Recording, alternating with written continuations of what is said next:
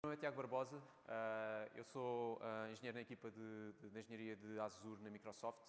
Estou na Microsoft já há pouco mais de 9 anos e sempre a trabalhar muito nas áreas de desenvolvimento. Aqui propuseram-me basicamente um desafio de fazer uma sessão no Pixels Camp e eu propus esta sessão porque é algo que eu vejo hoje em dia ainda em muitos clientes. O desafio, ainda agora estávamos a falar, portanto, de quando passamos de ter as nossas aplicações apenas numa região e passamos para cenários geodistribuídos porque começamos a ter clientes noutras regiões, é um desafio grande em termos de como é que nós desenhamos essas soluções. Vamos continuar a utilizar as máquinas virtuais típicas que utilizávamos anteriormente ou não, existem outros padrões e isso é muito importante nós conhecermos as ferramentas que temos para conseguirmos desenhar estas soluções com menos esforço. E, portanto, aqui eu vou-vos falar um bocadinho de alguns padrões com aplicações geodistribuídas, a correr neste caso em Azure, mas sendo um pattern vocês podem correr também, podem correr em qualquer cloud ou qualquer ambiente. E vou-vos falar um bocadinho também aqui de padrões de serverless, event-driven, etc. e com Cosmos DB, ok? Eu vou focar aqui muito nestes cenários de Azure Functions com serverless e Cosmos DB, mas também vou introduzir aqui outras componentes. Tenho aqui alguns slides que vão suportar só estas ideias, estas discussões que nós depois vamos ter, mas vou mostrar-vos um cenário real que depois eu partilho com vocês, se for do vosso interesse. Portanto, hoje em dia, só para introduzir aqui o tema, portanto, hoje em dia, e vocês são muito provavelmente developers, e portanto, hoje em dia nós sabemos que todas as aplicações, todas as empresas, aliás, têm ou têm que ter, se não têm já, têm que eventualmente mudar para um mundo em que vão depender de código, vão depender de aplicações, vão depender de inteligência artificial, vão depender de bots. A forma como nós trabalhamos hoje em dia é muito diferente daquilo que acontecia há uns anos atrás. Mas nós ainda temos este tipo, ok? Portanto, as empresas, as pessoas que estão habituadas a trabalhar com as máquinas virtuais e querem ter o controlo e que não querem mudar, ok? Portanto, e é válido, ok? Isto é válido. Às vezes porque temos alguma resistência em termos das pessoas que estão à frente de determinadas empresas, determinados projetos ou aplicações, mas outras vezes é porque é realmente desafiante. É difícil eu passar de um modelo de uma arquitetura tradicional de máquinas virtuais para um modelo mais de serverless ou platform as a service ou o que quer que seja. E, portanto, esse é um desafio. Okay? E, portanto, é válido.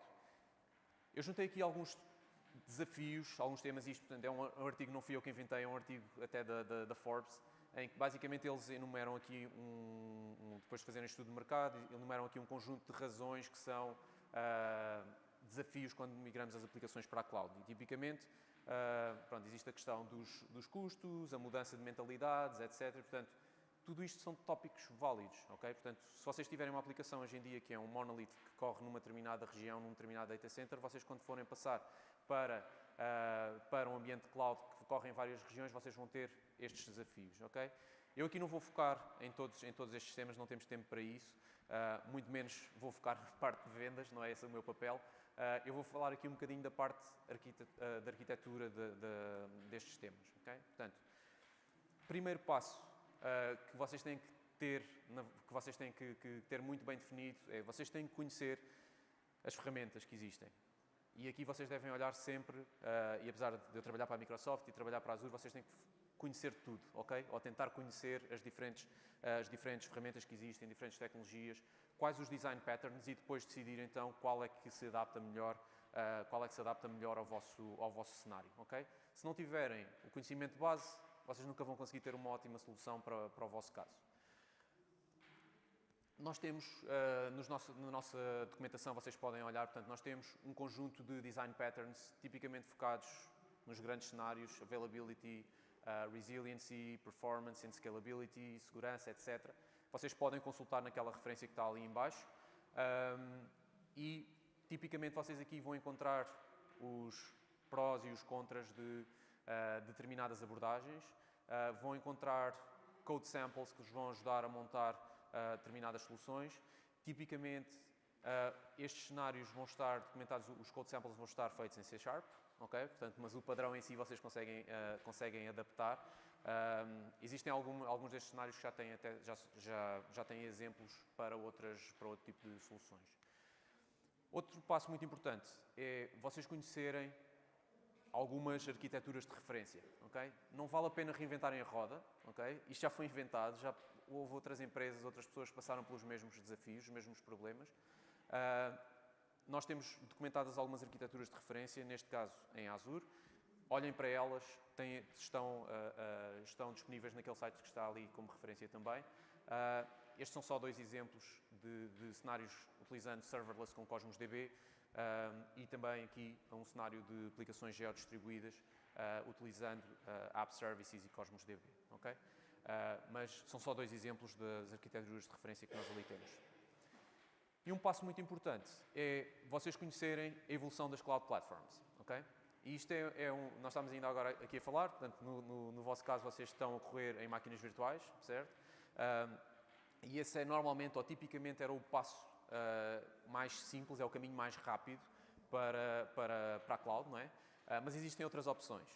E, portanto, quando nós estamos a correr as nossas aplicações num data center qualquer on-premises, nós temos um conjunto de questões que temos que ter em conta. Nós vamos fazer a gestão das máquinas virtuais, de storage, de networking, tudo isso, e, portanto, existe um conjunto enorme de preocupações que vocês têm que ter. Quando passam para a cloud e para um modelo de máquinas virtuais, essas preocupações reduzem um bocadinho porque vocês vão dividir responsabilidades com o cloud provider, mas ainda assim têm que fazer patching das máquinas, vão ter que perceber como é que vão escalar, se podem correr em diferentes regiões ou não, e portanto isso é mais uma vez um desafio. Depois temos um modelo de Platform as a Service, okay, que requer do vosso lado menos manutenção. Vocês basicamente vão fazer o deploy do vosso código para algo que está a correr, neste caso em Azure, por exemplo.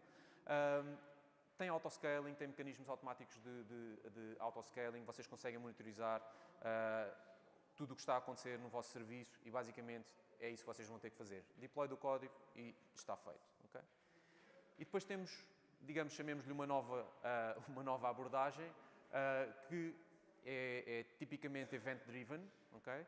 Mas é um modelo serverless. E este modelo permite que vocês, basicamente, nem sequer tenham que saber quantos nós estão a suportar a vossa aplicação. Vocês pegam no código, chutam o vosso código para o Azure, ele vai escalar automaticamente consoante a necessidade. É algo que vai ser sempre triggered por um determinado evento e esse evento pode vir de uma queue, pode vir da vossa própria aplicação. Existem N formas de fazer trigger deste evento. Aquele evento aquela função, ou Azure Function, por exemplo, vai correr e vai desempenhar uma função muito específica. Okay? Mas vocês não se vão preocupar com a gestão da plataforma de qualquer nível. Okay? Eu posso-vos dar um exemplo muito concreto. Tenho um cliente no norte da Europa que montou uma solução de e-commerce toda em cima de Cosmos DB e Azure Functions. Okay? Está completamente em serverless a aplicação deles. Okay? Portanto, muito rapidamente, serverless basicamente consiste em uma abstração completa da infraestrutura que está por trás. Okay? Como eu disse, é event-driven, portanto, tipicamente, e isto não é algo que é só em Azure, é igual ou tipicamente parecido em cenários noutras clouds também, é pago ao segundo, ok? Portanto, vocês só pagam quando estão a utilizar, não é algo que vocês têm que ter máquinas virtuais por trás a fazer o suporte da vossa aplicação e isso é uma vantagem enorme também em termos de custos e otimização de custos da plataforma. No caso da Azure, nós temos, em termos de serverless, temos o que nós chamamos de Azure Functions, onde vocês vão ter que escrever algum código. Portanto, aqui tem várias linguagens que podem usar, mas vão escrever basicamente o código. Esta function vai ser triggered por uma determinada ação e pode ligar N componentes em Azure ou fora da Azure também. Temos uma componente sem código, se calhar não é tão interessante para quem é um developer, mas para quem não é um developer, vocês conseguem basicamente ter um workflow, arrastam, fazem drag and drop de caixinhas e têm as mesmas componentes com integração entre diferentes plataformas e conseguem rapidamente fazer uma integração com N cenários. Depois temos o Event Grid, que basicamente é algo que nós temos em Azure, que vos permite, é uma plataforma de gestão de eventos, okay? E que vos permite basicamente fazer triggers de diferentes eventos que ocorrem nas vossas aplicações ou mesmo na plataforma em Azure. por exemplo, se adicionarem um elemento numa queue, numa storage, ou o que quer que seja, vocês podem lançar esse evento para o measure function, por exemplo, e desempenhar alguma ação.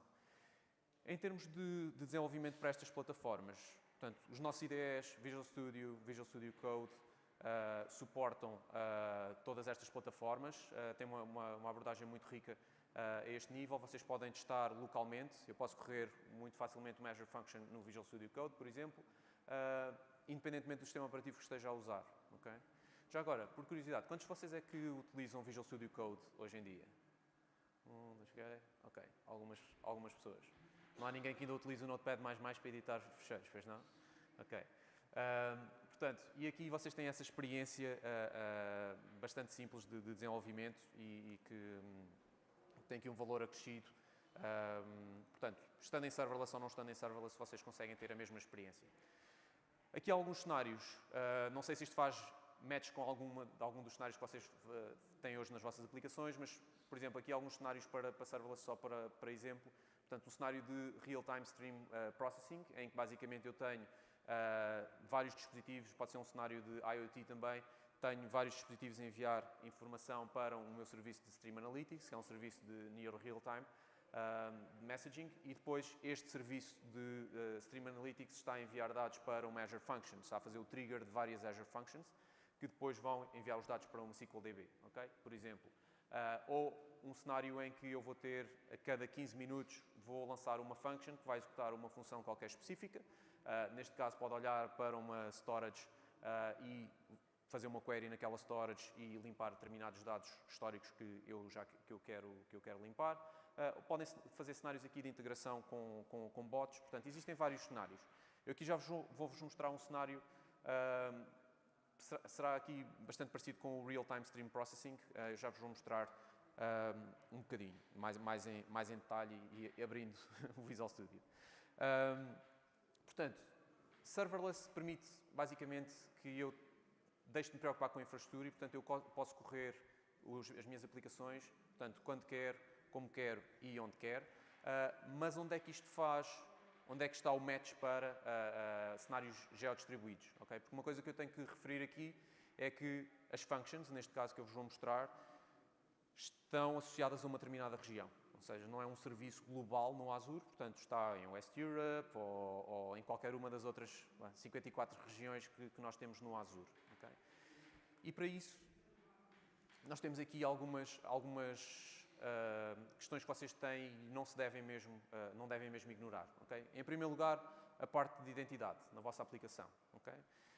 Tipicamente, vocês ainda encontram muitos clientes que gerem a sua própria identidade. Mesmo que utilizem um Identity Server, isto está eventualmente para suportar aplicações diferentes ou diferentes tipos de integrações, tipicamente está a correr numa máquina virtual num data center qualquer. Okay? Vocês utilizam Identity Server nas vossas aplicações ou utilizam alguma outra coisa em termos de autenticação? Ou dependem tipo de Microsoft Account, Google, Facebook? Como é que é a autenticação nas vossas aplicações? Ou não têm autenticação? Não? Ninguém quer partilhar? Ok. Por vergonha ou só porque não? Ok. Portanto, mas a identidade é algo que vocês vão ter que se preocupar. Portanto, neste caso, em Azure, vocês têm algo que tem a parte da Azure AD, que é um serviço global, gerido pela Microsoft, e vocês não têm, e têm vários tipos de integração com outros providers, portanto, desde que seja OpenID ou Auth, vocês conseguem fazer uma integração rápida com a Azure AD. Outra componente muito importante, a parte de DevOps. Okay? A parte de DevOps, seja com Azure DevOps ou com Jenkins ou o que quer que seja que vocês utilizem, não devem descurar esta parte, porque vocês não vão querer fazer um deployment de cada vez para uma região. Se o que fizerem, vão querer fazê-lo de forma automatizada, têm que ter processos que vos permitem distribuir a vossa aplicação para várias regiões, okay? Muito facilmente. Em termos de networking, vocês têm que ter uma forma única do vosso utilizador chegar a um URL e ser distribuído eventualmente para o data center, a região mais próxima dele. Okay? Eu já vos vou mostrar como é que podemos fazer isso. Portanto, em Azure tem serviços como, por exemplo, o Traffic Manager, tem agora também em preview o Azure Front Door. Basicamente funciona quase como uma junção do Application Gateway com uma CDN. Okay? Portanto, digamos que será um serviço mais interessante do que estes que temos aqui em cima no futuro, que neste momento está em preview ainda. E temos também aqui a Azure CDN, que pode ser o serviço nativo da Microsoft, ou podem utilizar a Akamai ou Verizon também. Portanto, são os três providers que nós suportamos. E depois, obviamente, em termos de storage, nós temos, e eu vou focar aqui um bocadinho em Cosmos DB, vou-vos mostrar um cenário em que vocês conseguem ter multi-rights, okay? Vocês conseguem ter várias instâncias distribuídas por qualquer região do Azure por todo o mundo. E basicamente conseguem escrever para qualquer uma delas e nós fazemos toda a gestão de conflitos, etc. Isso é tudo feito por nós. Okay? Mas temos também, por exemplo, se utilizarem um serviço managed, o Azure SQL DB, vocês vão ter também a facilidade de ter a vossa base de dados replicada para várias regiões do mundo, não tenham um cenário de multi-write. Okay? Essa é a grande diferença. Outra diferença também é que o SQL DB é basicamente uma base de dados de SQL, e com o Cosmos DB vocês é NoSQL, ok? E portanto nós suportamos aqui diferentes providers, ok? Portanto, com o Cosmos DB, e é aqui eu vou entrar aqui um bocado mais em detalhe, é o que eu vos vou mostrar. Portanto, nós temos aqui várias APIs que nós suportamos. Portanto, se vocês utilizam MongoDB nas vossas aplicações hoje em dia, vocês podem facilmente mudar para Cosmos DB. A mesma coisa com Cassandra, ok? Ou Gremlin, ou o que quer que seja que vocês estão a usar. Suportamos diferentes padrões e, portanto, o que nós fazemos é, basicamente, o back-end e a parte de store do Cosmos DB é a mesma, sempre. A implementação ao nível das APIs é que é diferente, ok? E aqui, só para vos deixar aqui também um aviso, se vocês estiverem a considerar trocar o cluster que vocês têm de MongoDB hoje em dia, por exemplo, para o Cosmos DB, a API é a mesma, existem alguns métodos que estão documentados que não estão ainda implementados, ok? Portanto, tenham isso em consideração, vejam a documentação antes de tomarem a decisão, mas basicamente têm as mesmas APIs, ok? Agora, eu vou-vos só falar aqui, antes de passarmos para a demo, eu vou-vos só mostrar aqui, vou-vos falar só aqui um bocadinho de uma funcionalidade do Cosmos DB, que é o Change Feed, ok? Tipicamente, quando nós temos um cenário distribuído e quando temos um cenário cloud, tipicamente em cenários event-driven, nós temos aplicações que não comunicam diretamente com serviços, ou seja, não temos um serviço ou um front-end a comunicar diretamente com o back-end, temos normalmente uma queue no meio, ok? Se houver algum problema entre esta comunicação, a mensagem vai estar na queue e eu consigo recuperar facilmente. Portanto, aqui, esta funcionalidade de Change Feed no Cosmos DB permite que eu faça algo ao contrário, ok? Eu, em vez de ter uma queue,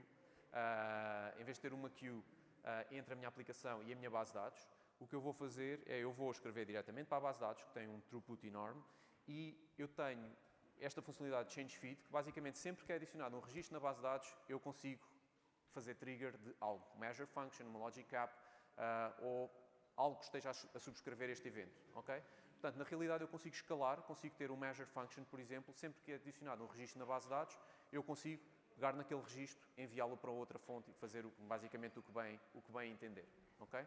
E aí eu vou-vos mostrar um cenário desses.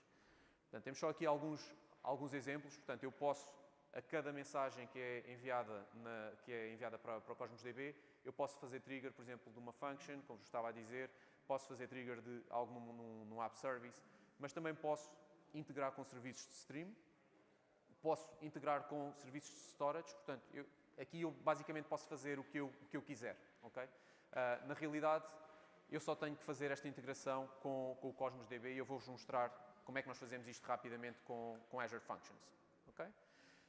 Portanto, eu vou focar aqui num cenário, uma aplicação de e-commerce de demonstração que eu tenho aqui, que está distribuída por neste caso por duas regiões, em West Europe e West US, e vamos utilizar Azure Functions, Cosmos DB, App Services e outras componentes serverless e não serverless, okay? Para vocês perceberem como é que este desenho vai ficar.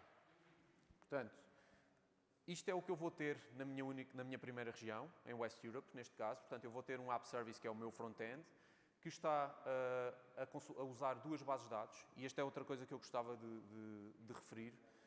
Vocês não têm que utilizar sempre a mesma data store. Neste caso, eu tenho a minha base de dados contém o meu catálogo de produtos que vão estar disponíveis na minha store. É uma coisa mais estática e, portanto, não vale a pena eu estar a pagar muito por algo que é mais ou menos estático. Até podia estar numa table storage ou algo do género. E depois tenho o Cosmos DB, que é a tal base de dados distribuída e que vai ter um custo diferente, obviamente, que está replicado com multi-rights em diferentes regiões. E, portanto, todas as operações que são feitas ao nível do meu front-end, sempre que eu adiciono algo ao cart, sempre que eu vejo algo, sempre que há um utilizador que vê um novo produto, sempre que eu faço uma compra, que eu removo algo do cart, isto vai ser registado no meu Cosmos DB. Portanto, todas as operações, vai ser aqui aplicando um padrão de event sourcing, e depois esses eventos vão fazer trigger do Measure Function, que vai enviar, vai ler aquela informação, vai trabalhar a informação, vai enviar para um Event Hub, que é um serviço de stream, basicamente passagem de stream, que vai enviar esta mesma informação para um serviço de Stream Analytics, onde eu vou correr umas queries, vou agregar os dados, vou definir outputs. Neste caso, vou enviar para um dashboard Power BI só para vermos em tempo real a informação, mas também vou fazer outra coisa, que é este serviço de Stream Analytics vai criar, e por acaso não tens representado aqui, mas basicamente ele vai criar uma nova tabela também em Cosmos DB com a última informação, com os produtos mais vistos, aliás, com os últimos produtos mais vistos pelos meus utilizadores, e isto vai estar numa página onde eu vou mostrar os hot products, ok? Basicamente é isso que vai acontecer. Portanto, isto numa única região, ok? Portanto, tem aqui uma data de componentes só correr em West Europe. Quando eu passo para um cenário geodistribuído, ok? Portanto, aqui eu vou ter exatamente o mesmo desenho.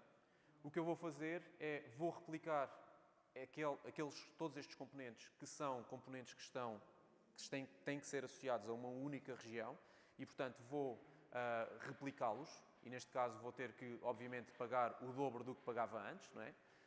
Mas também espero receber o dobro porque vou ter clientes numa nova região. O Cosmos DB vai ser a mesma instância, digamos assim, vai ser a mesma instância ao nível de Azure, eu só vou ter que adicionar uma nova região e já vos vou mostrar como é que o fazemos. E depois tenho aqui à frente das minhas duas regiões, tenho algo que nós chamamos o Traffic Manager, que na realidade é um load balancer, portanto é um DNS resolver, okay? Em que basicamente eu vou poder definir aqui algumas regras. Eu posso dizer, por exemplo, que eu quero utilizar o Traffic Manager para um cenário de failover, em que todos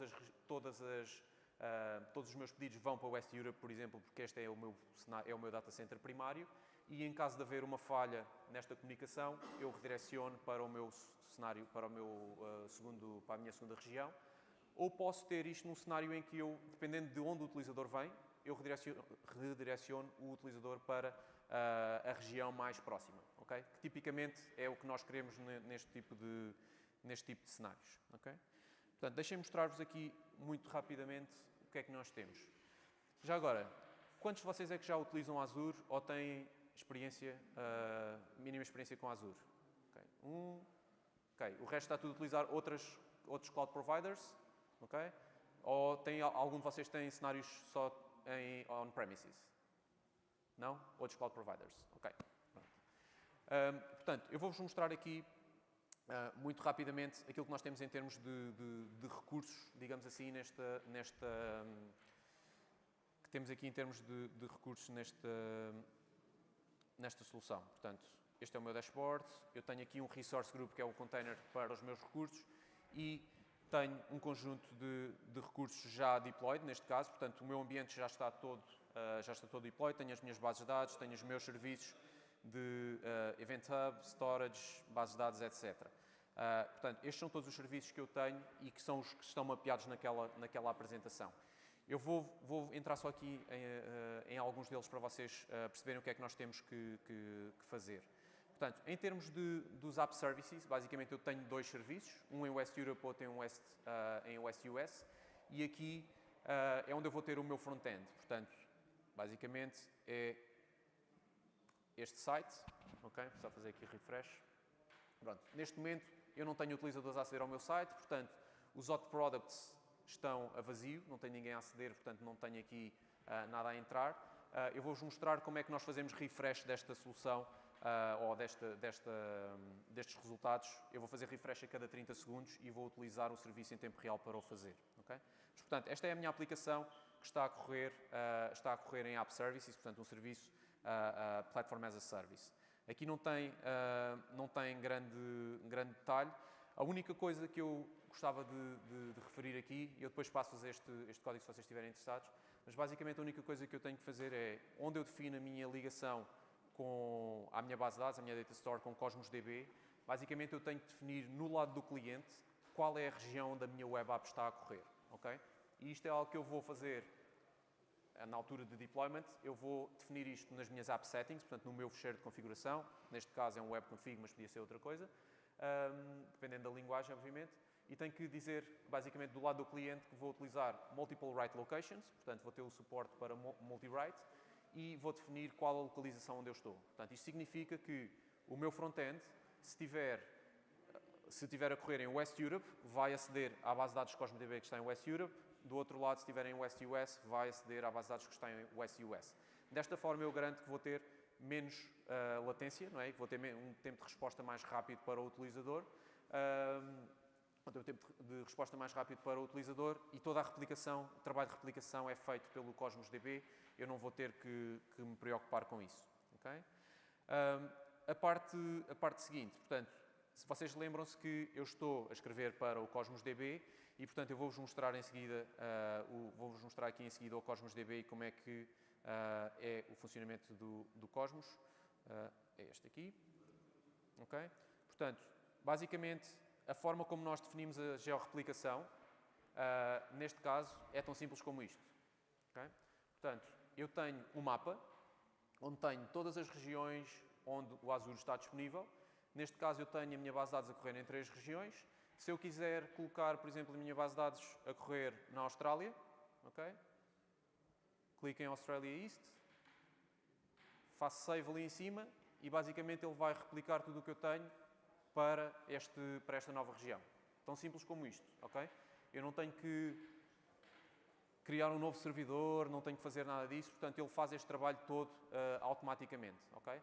E a parte interessante do Cosmos é que, apesar de eu, ao nível do meu cliente, eu definir qual a região onde estou, ou poder definir a região onde estou, ou qual a ordem pela qual eu quero consultar estes data centers, eu não tenho que fazer gestão desta plataforma, ok? Portanto, é selecionarem a região, fazem save, that's it, ok?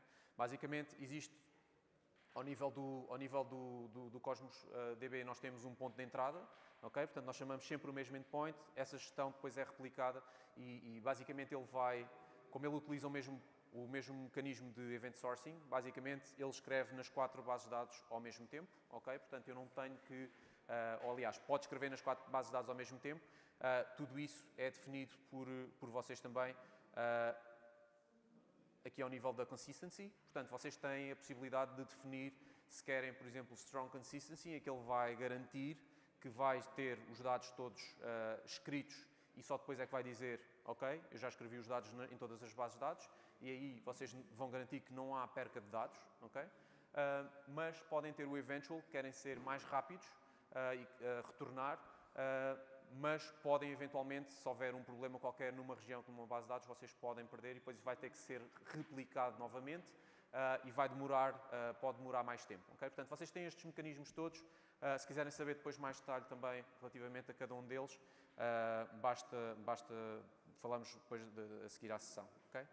Mas basicamente, no Cosmos DB, vou-vos mostrar aqui, para este cenário, para esta aplicação, eu tenho 4 collections diferentes, portanto, tenho aqui a minha collection dos top items, que é a tal que se vai representar na interface como os hot products, ok?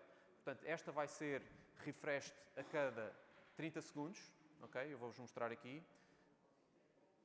Se eu for aqui às propriedades em termos de scaling, eu tenho um time to live configurado para 30 segundos, ok? Portanto, isto significa que a cada 30 segundos eu limpo esta tabela. Okay? É isso que está a acontecer. Eu não tenho que fazer código para isto, é algo nativo da plataforma.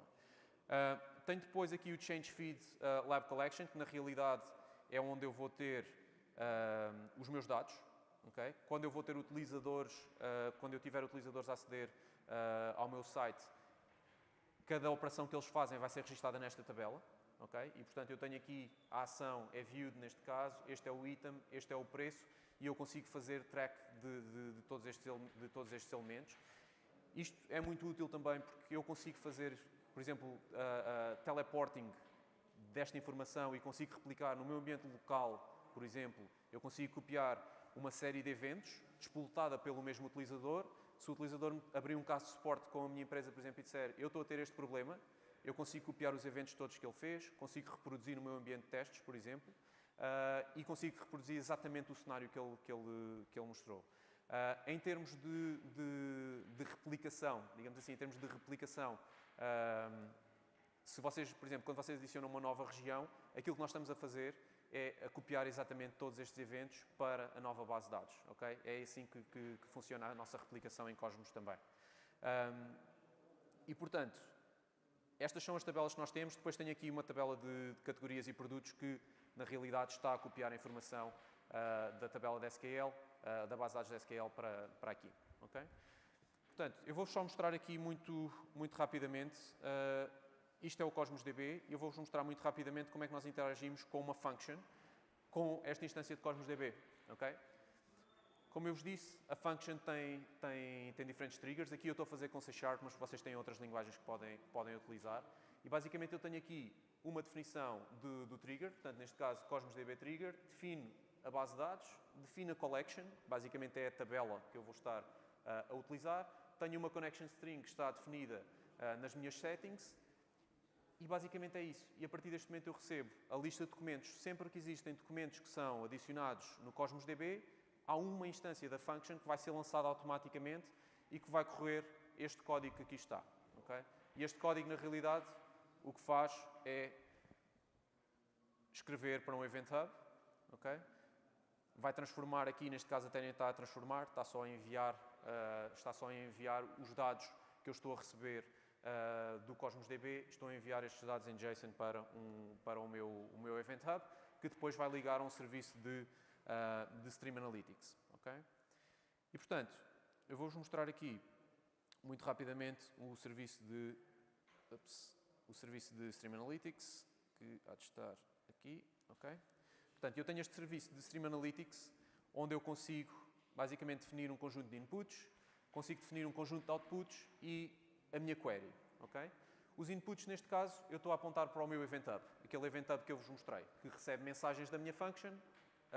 E, portanto, aqui estamos a falar de streams, não estamos a falar de eventos. Portanto, ele vai enviar um conjunto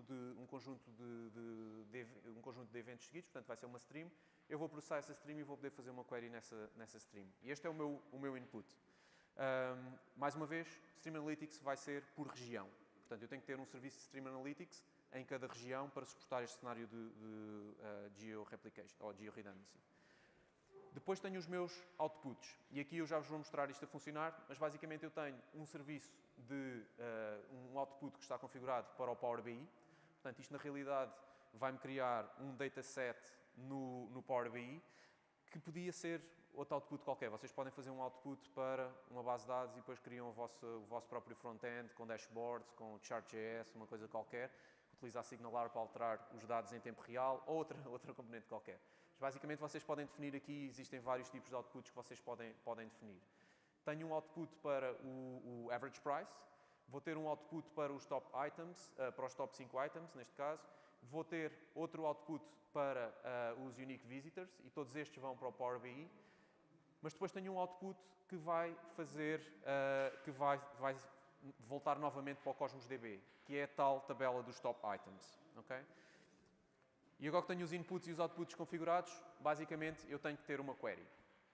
E aqui é onde eu vou ter basicamente a definição das minhas queries. Neste caso eu estou a fazer uma query que está a ir buscar os últimos, ou o top 5 de elementos no último intervalo de tempo. Estou a ir buscar tenho outra query que faz os top items.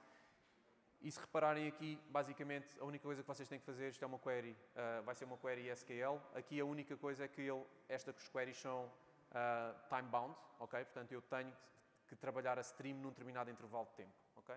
E, portanto, eu estou aqui a selecionar um conjunto de elementos, estou a colocar isto dentro do output do Cosmos DB, neste caso, e, portanto, são queries muito simples que vocês podem fazer aqui.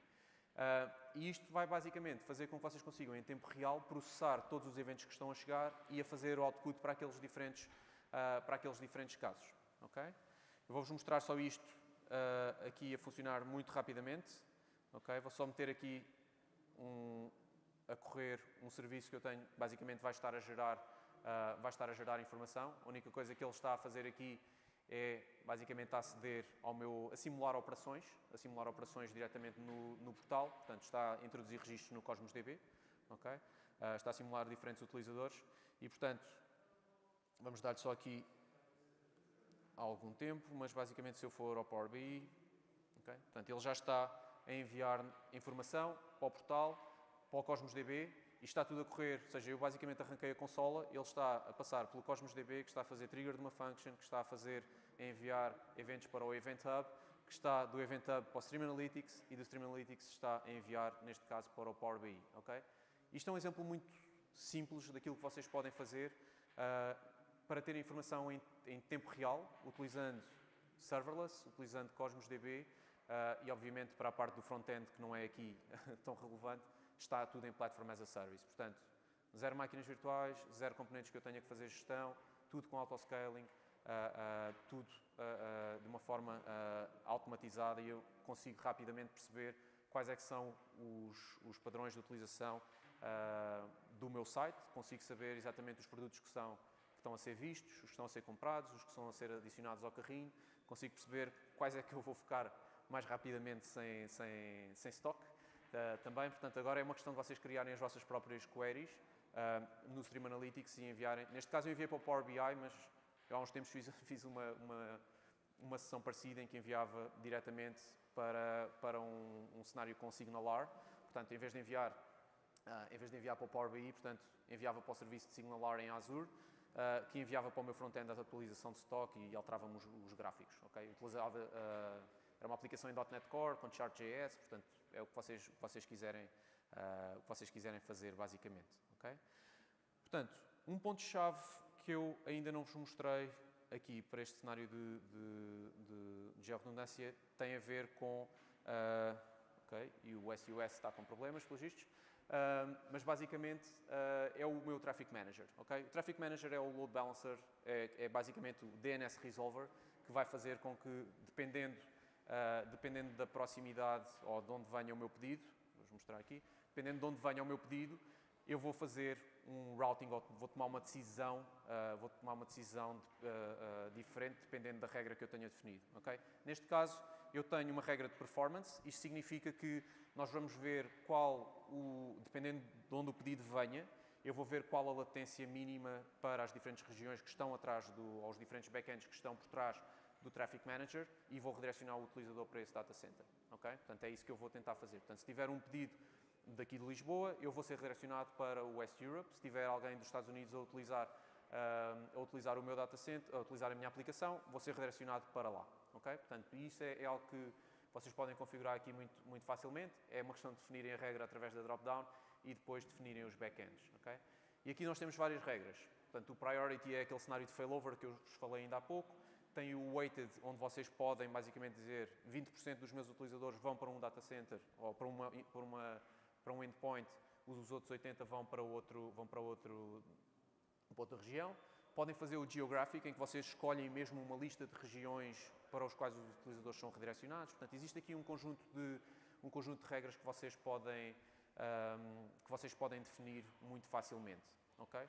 Portanto, isto é um serviço global, vocês não têm que fazer aqui nenhum tipo de manutenção neste serviço, não têm que o disponibilizar em várias regiões, é um serviço global da Azure.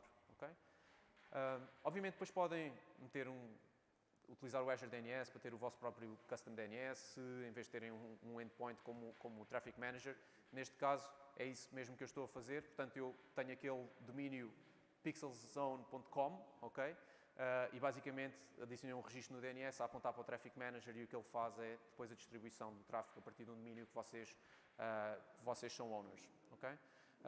Portanto, e basicamente, deixem-me só ver se há aqui mais alguma coisa que eu tivesse que mostrar. Sim, pronto. Depois tem a CDN que vocês podem meter também à frente para cenários de geodistribuição. É algo que pode ser interessante, mas basicamente é outro serviço que vocês não têm que gerir. Tudo o que eu utilizei aqui, vocês não têm que fazer qualquer tipo de gestão, ok? Têm é só que ter a noção se é algo que está em todas as regiões, se é um serviço global, ou se é algo que vocês têm que fazer, como está aqui neste exemplo, deploy numa determinada região, ok? E basicamente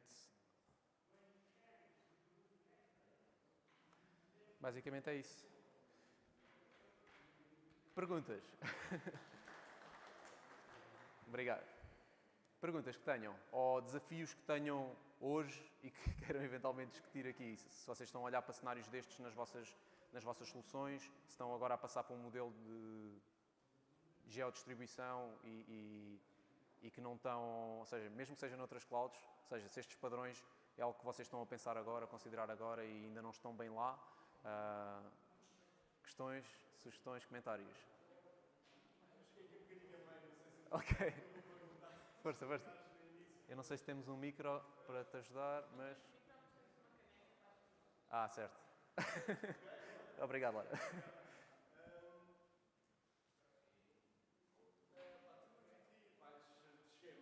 Sim.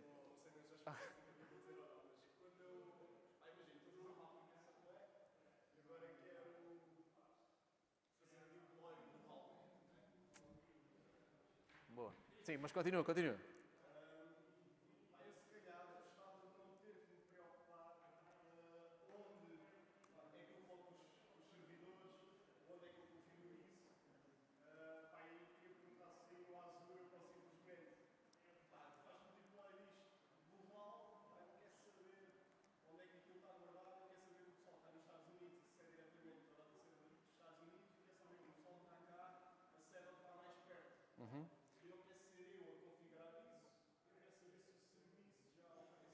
Sim, ok. Sim, nós temos alguns serviços que basicamente são serviços globais, ok? E que tu fazes o deploy daquele serviço, podes utilizar, pode fazer parte do teu ciclo de DevOps, não é? O próprio deployment da infraestrutura, com ARM templates ou CLI ou o que queiras. Mas basicamente nós temos serviços que são globais, ok? Portanto, e esses serviços tu fazes deploy uma vez e depois é só usar. Mas temos outros serviços que não, que têm que pertencer a uma determinada região, ok? E aí tu não tens essa capacidade, portanto vais ter que ser tu a fazer esse... Exatamente. Ou seja, tu tens que dizer para que regiões é que queres fazer o deployment e depois vais, obviamente, automatizar isso, não é? Que é um bocadinho isto que eu por acaso tenho aqui, que tinha aqui para vos mostrar.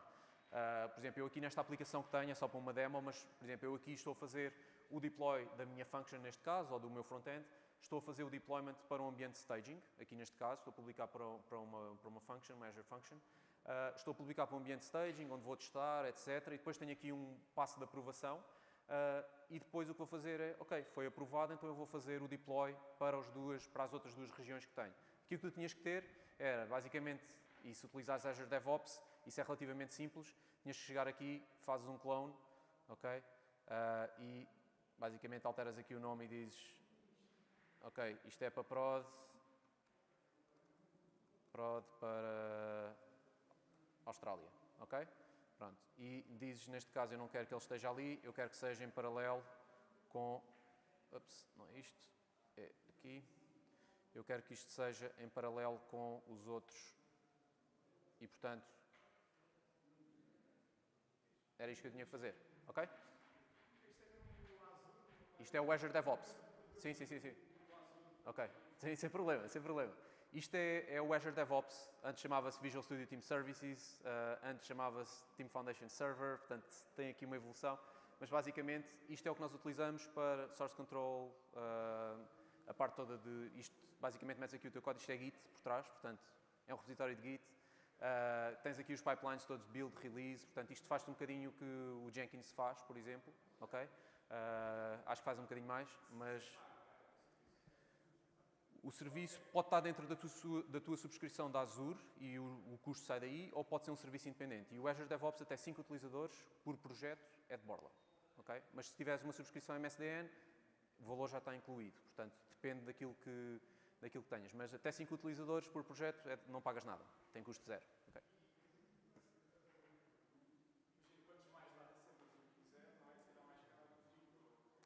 Sim, ou seja, aqui para o DevOps isso não tem qualquer tipo de interferência. No Azure tem, não é? Ou seja, tu quando fazes o deployment de uma web application, ou seja, quando fazes um deployment de uma base de dados, de uma web app, de uma function, etc., numa nova região, porque são serviços regionais e tu tens que os replicar, é custo adicional, não é? Isso sim. Mas é a mesma coisa, mesmo que seja um serviço global, por exemplo, se for um serviço global como, por exemplo, um Traffic Manager, não tem um custo adicional. Podes ter os backends que quiseres por trás, é só basicamente uma instância que tu vais ter, não tem um custo adicional. Mas, por exemplo, numa Cosmos DB, se tu replicares para diferentes ou mais ou menos regiões, isso tem um custo, ok? Portanto, depende um bocadinho do serviço que estamos a falar. Mas, tipicamente, por isso é que uma das recomendações que eu dei aqui no início, e se calhar ainda não estavas cá, foi automatizem este processo todo. Porque isto é tão simples como isto, isto é tão simples como isto no processo de deployment e vocês, basicamente o que eu fiz para estes cenários todos foi, fiz o deployment para staging e depois fiz só um clone para os diferentes ambientes e na realidade onde está a ligação ao teu recurso final, ou para onde tu estás a fazer o deployment, é aqui nas tasks. Tu tens aqui que vais adicionando os diferentes passos durante o teu processo de release. Neste caso é um único passo que é publicar para um measure function. E onde eu defino é aqui, basicamente, onde tenho a function e onde tenho a minha subscrição e qual a function que é o destino da publicação. Okay? E é só isso. Basicamente, naqueles environments só mudas este endpoint. Ok? Força!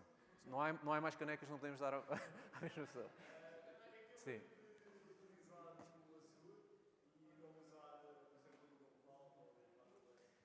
Epá,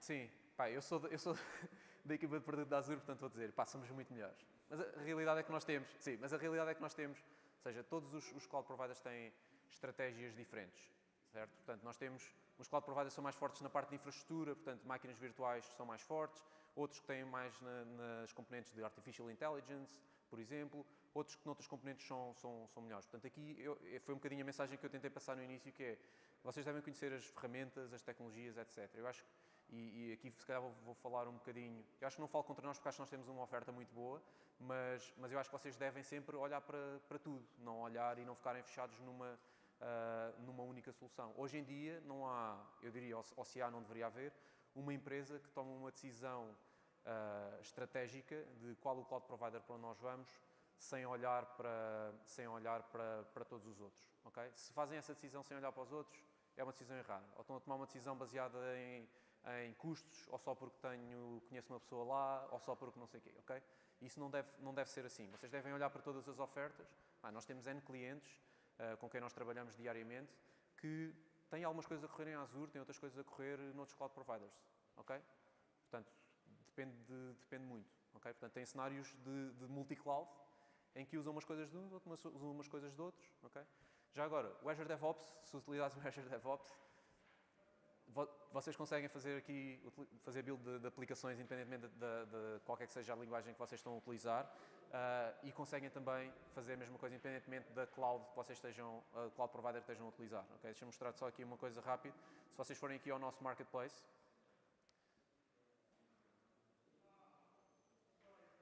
o marketplace do Azure DevOps, por acaso já saiu das featured, que é interessante. Ok? Estava a semana passada não, ainda no início desta semana que nós vimos isto, estava nas featured offerings que nós tínhamos no marketplace. Os serviços de AWS, do Azure DevOps para a AWS, estão aqui, são feitos pela AWS, ok? Não são feitos por nós ou por outro parceiro, ok? Portanto, e vocês podem muito facilmente integrar, se tiverem AWS, utilizar o Azure DevOps para fazer deployments para a AWS, sem qualquer problema, ok? Não sei se é recente. Por acaso não tenho a noção da data. Faz já uma canequinha.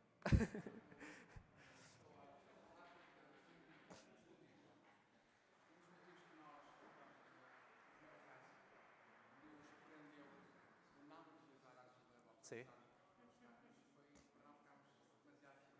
Sim. Sim. Pronto, aqui é assim, por acaso não tenho a ideia de quando é que foi lançado. Consigo ver é que já tem quase 11 mil utilizadores que instalaram, ok? O que é muito bom para o marketplace de Azure DevOps. Portanto, isto o que faz basicamente é ele junta-vos aqui, vai-vos criar estas tarefas todas, que vocês basicamente depois só têm que configurar os parâmetros, ok? Mas na realidade, vocês conseguem fazer a mesma coisa utilizando Command Line, AWS, Google ou o que vocês quiserem, ok? Portanto, é uma questão de vocês, em vez de utilizarem estas tasks, têm uma task que é utilizando CLI, por exemplo, utilizando Bash ou o que é que seja, e vocês só metem os comandos lá, ok? Portanto, vão conseguir integrar com o que quer que seja, porque basicamente estas tarefas estão a correr num agente, e este agente é uma máquina virtual que vocês podem manter ou podem optar por deixar o Azure manter. Pode ser Linux, pode ser Mac, pode ser Windows. E basicamente isto está a correr de uma máquina. Portanto, vocês conseguem integrar com o que quer que seja. Okay? Portanto, o Azure DevOps aqui... eu já trabalho nesta parte de Dev e DevOps há bastante tempo, e não só com o Microsoft. E a oferta com o Azure DevOps é muito, muito, muito completa. Okay? Portanto, tem independentemente da linguagem, independentemente do cloud provider que estejam a utilizar, ou on-premises também, vocês podem utilizar isto para fazer deployment para qualquer plataforma. Sim, força. Uhum. Ao Cosmos DB.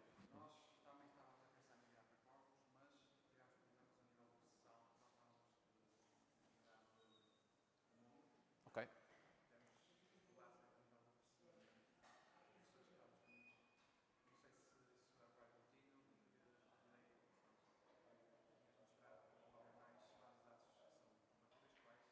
Sim.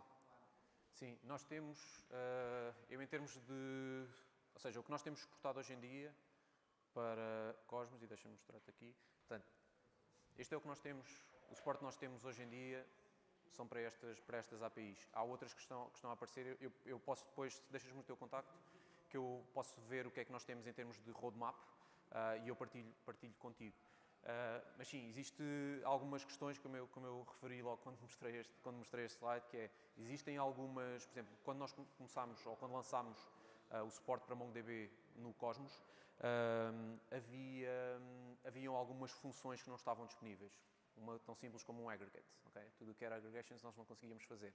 Neste momento já é suportado, mas existem, aqui eu recomendo mesmo que vejas na nossa documentação, porque está documentado o que é que nós não suportamos. Mas hoje em dia, com o MongoDB, já há 3 ou 4 coisas que nós não suportamos, mas são muito, muito poucas. Portanto, tens que olhar para o teu cenário, ver o que é que está na lista e depois, pronto, obviamente, decidir a partir daí.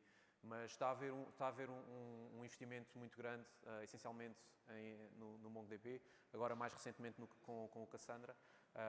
O Gremlin já temos há bastante tempo, portanto aqui vão aparecer novas APIs. Nós estamos a fazer isto um bocadinho, seja com o Cosmos, seja com outras plataformas. Nós temos agora, por exemplo, com o SQLDB, estamos a suportar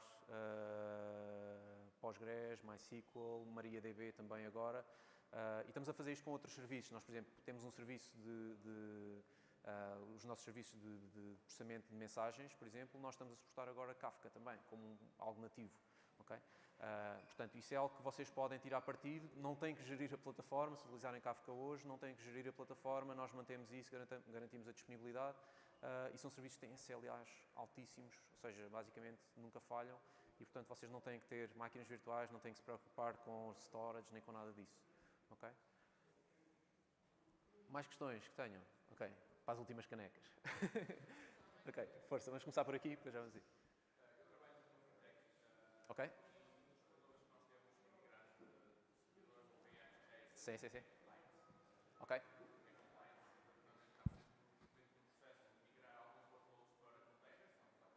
Certo?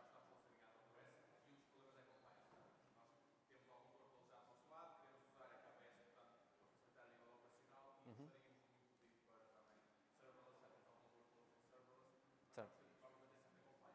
ok?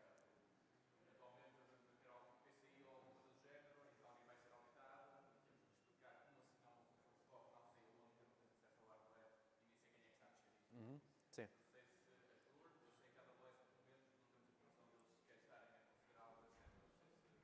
Sim, eu aí, sim, em termos de compliance, eu ia-te redirecionar para um site e nós podemos depois falar do caso específico que tu tens, mas nós temos, basicamente, pá, em termos de compliance, certificações, etc., nós temos isso tudo neste site, nós chamamos o Microsoft Trust Center, ok?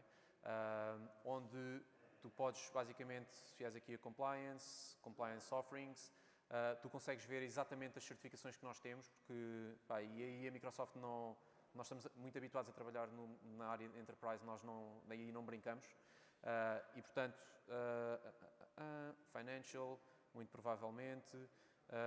Pronto, pá, tens aqui em termos da indústria, as certificações, em termos de compliance, tudo aquilo que nós temos. Portanto, estavas a falar de PCI, por exemplo, temos aqui, ok?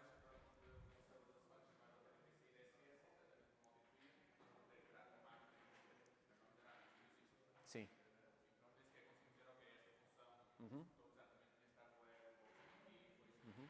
Sim, e isso aqui, ou seja, aí nós temos, sim, nós aqui temos essa informação toda, o que é que tu podes contar, o que é que não podes contar, mas a partir do momento que nós estamos compliant e se houver essas auditorias, nós temos equipas específicas às quais tu também podes recorrer.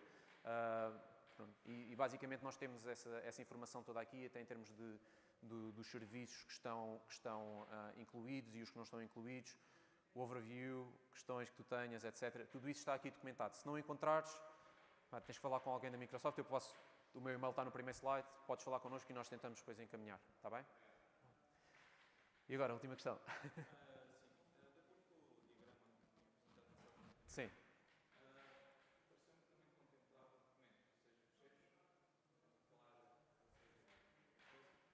Sim. Uhum.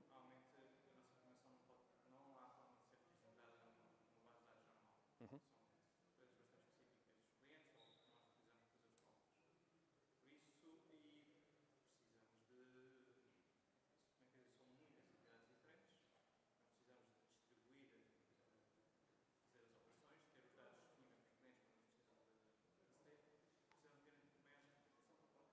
Certo. Uhum. Certo.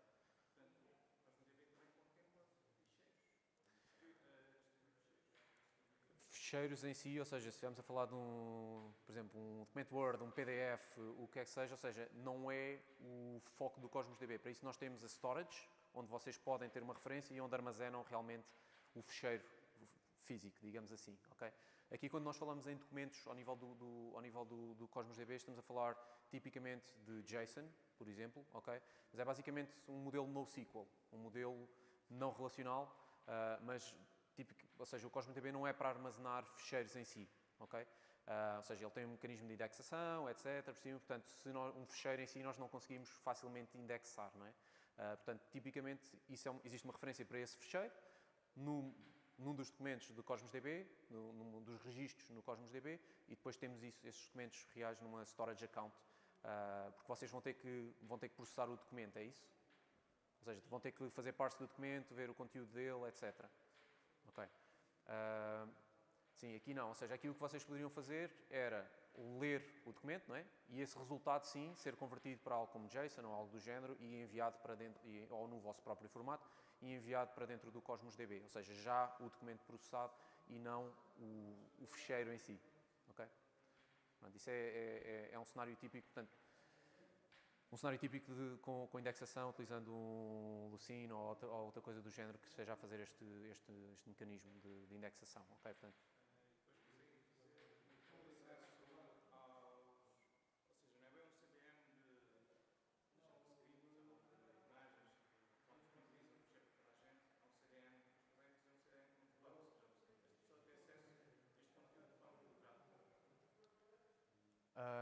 ao nível de CDN não. Okay? O CDN basicamente está a olhar para uma storage, por exemplo, e disponibiliza o conteúdo. Não é? Portanto, aí nesse caso tem que haver algo ou a nível aplicacional. Vocês podem disponibilizar, ou seja, em termos de storage, sim, nós temos policies que vocês podem aplicar na storage e Isso já vai ter que ser a vossa aplicação a fazer, mas nós, em termos de storage, fornecemos isso, que é, vocês podem pedir um token com um tempo de vida específico que é assignado a um determinado utilizador e só ele é que consegue lá chegar, ok? Isso vocês podem fazer, ok? Portanto, isso é algo que com as nossas APIs nós conseguimos fazer muito facilmente, ok? E tipicamente é um cenário muito comum, ou seja, é gerado o token, quando o utilizador tenta aceder ao fecheiro, vocês geram o token, aquilo tem 1 minuto, ou 10 minutos, ou 15 minutos de tempo de vida e vocês fazem aquele acesso, depois de expirar, vocês já não conseguem aceder mais, têm que pedir um novo token, ok? Portanto, isso é...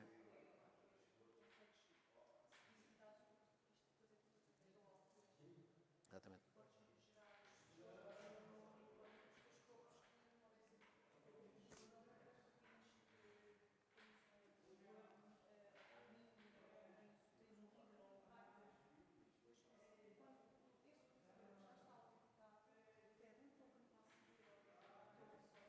Uhum. Exatamente.